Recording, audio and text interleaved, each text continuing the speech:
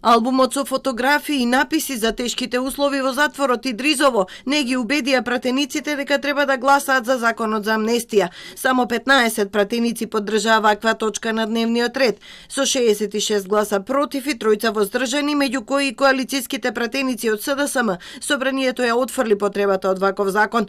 Министерот Кренар Лога смета дека ова е одмазда поради неподдржувањето на кривичниот законник. За жал, јас ја гледам ова како одмазда за неподдршката од моја страна и на мојата политичка партија за измените на кривичниот закон.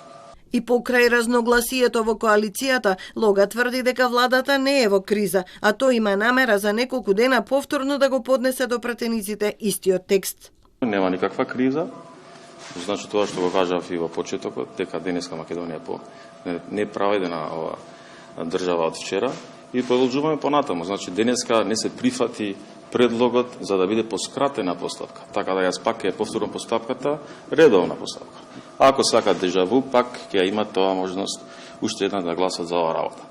Ако се донесуваат преку ноќ закони за големи риби, тогаш јас имам кажано од прв ден дека јас сум на страната на граѓаните. Иако предлог законот подготвен во Министерството за правда ја помина владината процедура, заменичката на Лога Викторија Аврамовска-Мадич завчера најави дека СДСМ ќе поднесе амандман со кој ќе бидат изземени осудените од случајот Монструм. Опозицијската ВМРО ДПМН најави и илјадници амандмани за да го блокира носењето на овој закон.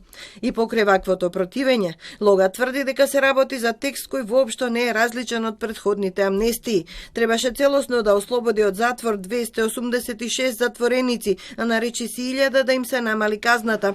Министерот подсетува дека додека 2114 осудени лица издржуваат затворска казна, други 2813 чекаат да влезат во затвор.